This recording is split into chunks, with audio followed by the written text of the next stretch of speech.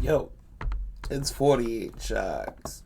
And I'm not really sure where I'm going with this video, but I got some some screenshots from the Discord that I'm in with my friends, and we got a mental health channel that we got going on. And I'm really wondering. No, I'll explain it. It shows too much. I would share the screen, but can't. So, anyway, before we begin, please hit subscribe because I definitely need that to get to the 1,000 subscribers that I am trying to get to, so I can be monetized. Because there's so many people out here trying to get followers. Who the fuck is leading? I am. So, we're gonna begin with a really great quote by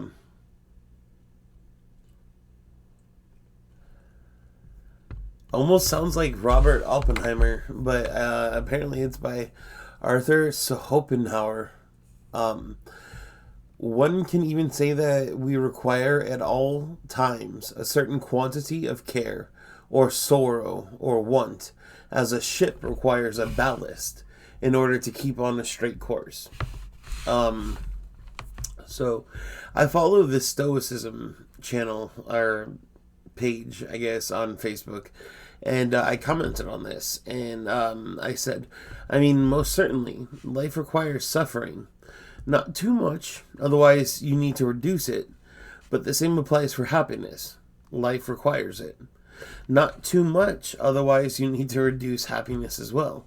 A fine balance is key to life. No human can bear an infinite eternity of bliss, nor an eternity of suffering.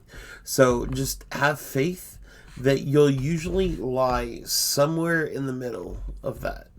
Because again, in the Matrix, if anything I have said made no sense, this should. In the Matrix, the first one, when Agent Smith is talking to Morpheus, Agent Smith literally tells Morpheus, grabbing him by the jaw, saying that we made a utopia, but humans rejected it. They could not. They could not accept perfection. Fair enough. Fucking fair enough, man. I mean, again, because like, if everything is okay, if you've ever lived a monotonous or stagnatory life, just day after day, fucking rote and repetitive, you know how just effective that almost inherently is torture as it is than some other people would think it might be.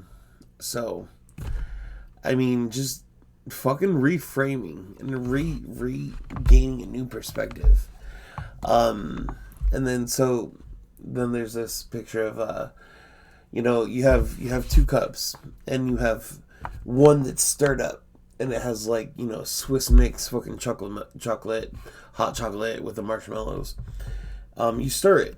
That's chaos.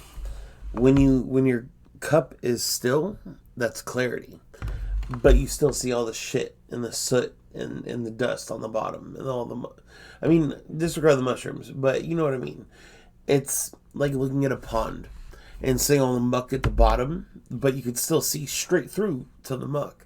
You could see the muck. The muck is right there. It's all right here. I don't want to disturb that muck, even though the water is absolutely clear. This meme makes a bad example again because it's almost like, yeah, chaos. When you overthink, you stir the cup, and then when you stay still, clarity, you let everything settle.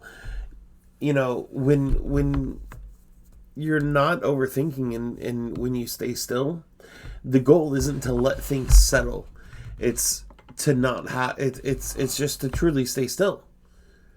You like, staying still doesn't require things settling. Things settling is still another step in between being intense and being still. So, I disagree with that. I mean, I would definitely be careful of what muck you might stir up when you walk into that pond. If you're not capable of handling that pond, find somebody. There's so many people that are out there that are available to help you. I think 988 is even like, instead of 911, we have like a suicide number in USA now, which is like 988. I think if I'm wrong, I'll put it down in the description. But I mean, there's social media, bro. They really don't get it right. They really don't get a lot of things right. And then the other two are very visual, so I can't really. But so the next one I could really comment about, and probably what I'll end this video on, again, just giving my comments on social media, psychology, fucking therapy, self-help shit, man. So on the Stoicism page, there was this one person that was asking how living in the present could essentially help them when their electricity bill was just cut out, their dog is sick and they can't afford their medicine, so on and so on. They listed an exorbitant amount of things, and it was like, okay, yeah, you have no excuse. You should feel like shit, like you could melon it out and fucking be like, yeah, this is positive, there's the upside to this. But no, man, validation is very essential, and not just peer validation, but most essentially and most importantly, self-validation. And so telling yourself, like, when you're telling yourself that, oh my god, the power's about to go off, the dog is sick but he's not dying, there's this but it's not the end of it. My reply to this comment in this situation was, again, because they were asking how do you stay in the present when all of these things are going on in the present, and I replied, those are all things that are in the future. Like, still, they're happening, but your worries are in the future. I think it's referring to the literal now, the actual present, the now. Like, your dog may be sick, but he's alive. So you can still enjoy his life. You can't pay the rent this month. Okay, fine. But right now, you still have a roof and the ability to, to find a way. I mean, you're here replying to this comment. So even if you can't pay your rent, you're still replying to something online, a social media comment. Things could be a lot worse. Not many people can reply to social media comments. And I used to be tortured by this, as I said, and I still am. Living in the moment is really, really hard. And it's always the balance, of course. Same as everything. I understand that there's a need to plan for the future events, because we live in a society that sometimes does require that. We need to make plans. But whenever you feel anxiety, just existing in the actual now that's occurring presently at this time, or this time, or this time, the future still hasn't happened yet, and the past has always still been a memory. The only real concrete thing that we have right now is the present itself. And most of the time, if you take a breath and pause, you could stop the flow of life and everything for at least just a moment. And that might be enough to help you with your anxiety.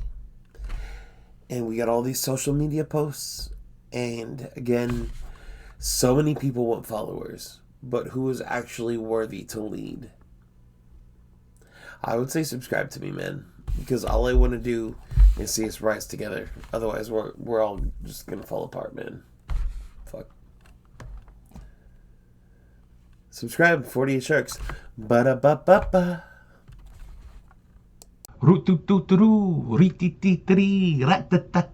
Subscribe.